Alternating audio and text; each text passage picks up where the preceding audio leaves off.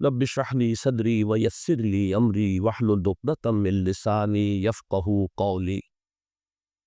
اللهم ربنا ألهمنا رشدنا وأعذنا من شرور أنفسنا. اللهم ارحمنا بالقرآن العظيم. اللهم اجعله لنا إماما ونورا وهدى ورحمة.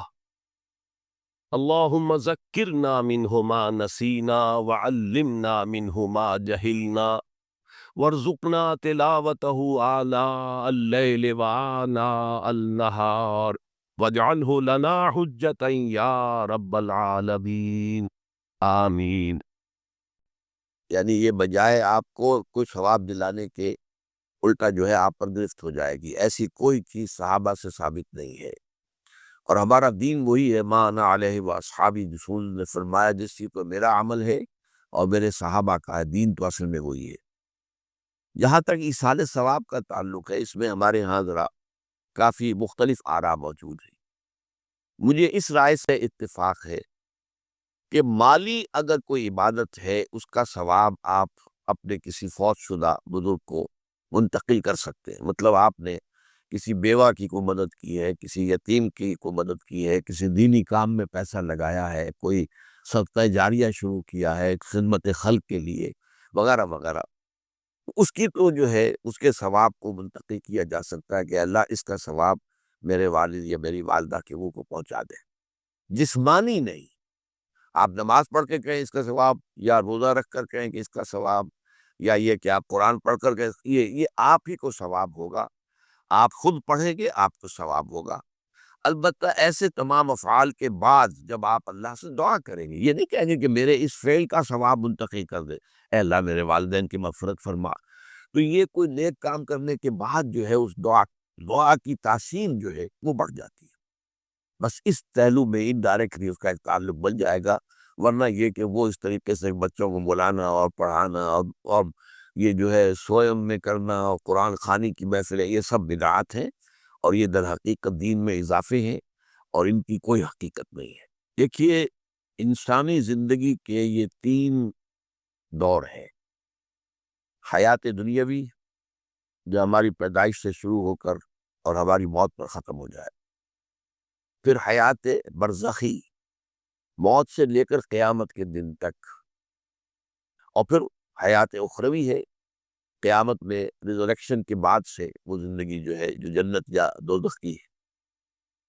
اس میں ان دونوں زندگیوں کے بارے میں تفصیل سے کوئی بات کرنا بالکل غلط ہے، اور اس سے فتنے پیدا ہوتے ہیں۔ ظاہر بات ہے کہ قبر، جسم تو قبر میں رہتا ہے، اس میں تو کوئی شک ہی نہیں ہے۔ روح کہاں جاتی ہے؟ کیا وہ بھی قبر ہی میں رہتی ہے یا کہیں اور چلی جاتی ہے؟ قرآن مجید میں سجین اور اعلیٰ علیین کا ذکر موجود ہے، لیکن یہ تمام چیزیں متشابہات میں سے ہے۔ یہ تمام چیزیں قرآن مجید میں سورہ آل عمران کے شروع میں بیان کیا گیا ہے کہ ہم نے یہ کتاب اتاری ہے، اس میں کچھ آیات محکمات ہیں، کچھ متشابہات ہیں۔ وہ متشابہات کا ایگزیکٹ مفہوم جاننا اس وقت ہمارے لیے ممکن نہیں ہے۔ یہ تو جب اس عالم میں ہم پہنچیں گے تو معلوم ہوگا کہ ہاں یہ بات تھی کہ جو قرآن مجید میں اس طور سے کہی گئی تھی۔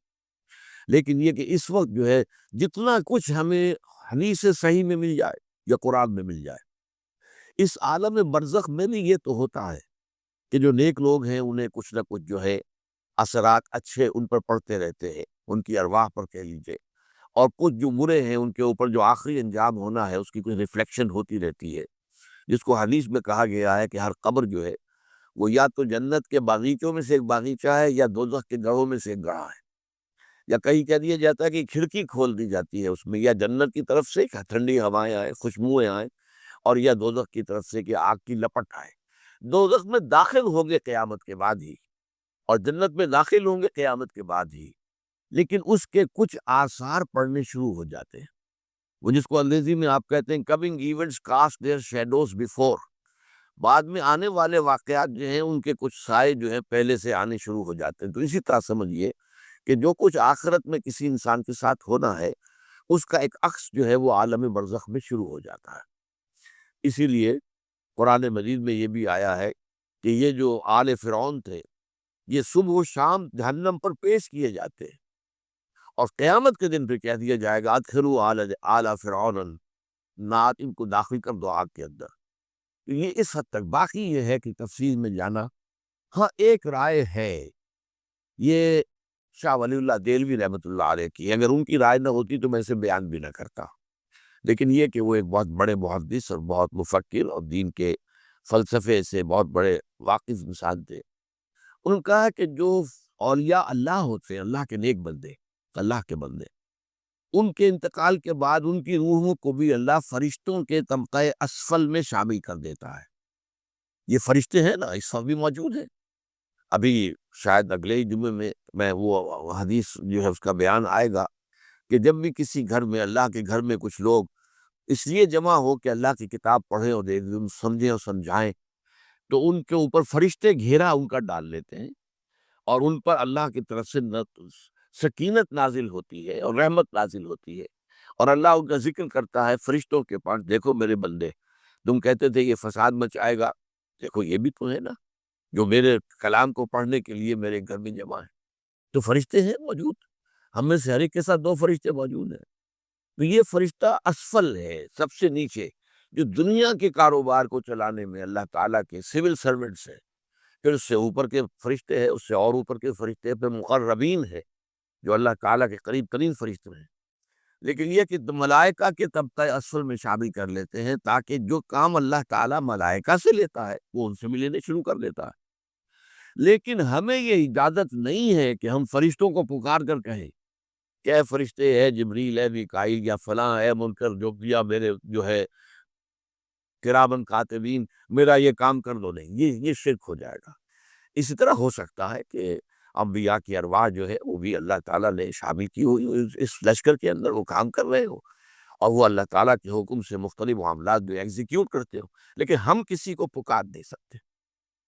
اب یہ نوٹ کر لیجئے، ہدایت و ضلالت اس دنیا میں جو مختلف حالتیں انسان پر طاری ہوتی ہیں، یا نعمتوں کی بارش ہو رہی ہے، یا تنگی ہے، فقر ہے، احتیاج، دنیاوی حیثیت ہے، وجاہت ہے، یا دنیا میں گمنامی ہے، کسنوی کرست کے مہیا کیس تھی، کوئی آپ کا حال ہی نہیں پوچھ رہا کہ تم ہو کون، تمہارے منہ میں کتنے دانت تھے، یا یہ کہ دنیا میں اقتدار کی کسی مسند پر انسان بیٹھا ہے، یا یہ کہ کوئی اس کے ہاتھ میں اختیار نہیں۔ یہ تمام جو حالات انسان پر طاری ہوتے ہیں، ان کے جواب میں جو طرز عمل فکری اعتبار سے اور عملاً انسان اختیار کرتا ہے، اس کے 4 درجے۔ پہلا درجہ ہے انتہائی گمراہی، ضل ضلالا بعیدا۔ وہ کیا ہے؟ اگر عزت ہوئی، نعمتیں ملی، فلاں دیوی یا دیوتا کی نگاہ کرم ہے، اس کی کرپا سے یہ ہو گیا، اور اگر کوئی تکلیف آ گئی، مصیبت آ گئی، معلوم ہوتا ہے کہ فلاں دیوی یا دیوتا ہم سے ناراض ہو گیا، یہ کالی دیوی کی طرف سے کوئی مصیبت آ گئی ہے، یا یہ کہ یہ لکشمی دیوی کی نگاہ کرم ہے کہ ہمیں دولت مل گئی ہے۔ یہ تو ہے شرک۔ شرک ہونے کے اعتبار سے یہ ہے ضل ضلالا بعیدا، انتہائی پستی۔ اس پستی سے اوپر آئیں گے تو توحید کی پہلی منزل ہے۔ عزت دی اللہ نے بھی، اگر کوئی تنگی آ گئی، فقر، تکلیف، کوئی ذلت، رسوائی، یہ بھی اللہ کی طرف سے۔ ایک اعتبار سے تو انسان ہدایت پر آ گیا، بڑی گہرائی تھی اس گندگی کی اور اس خباثت کی جو شرک جس کا نام ہے، اس سے انسان نکل آیا، نجاست سے۔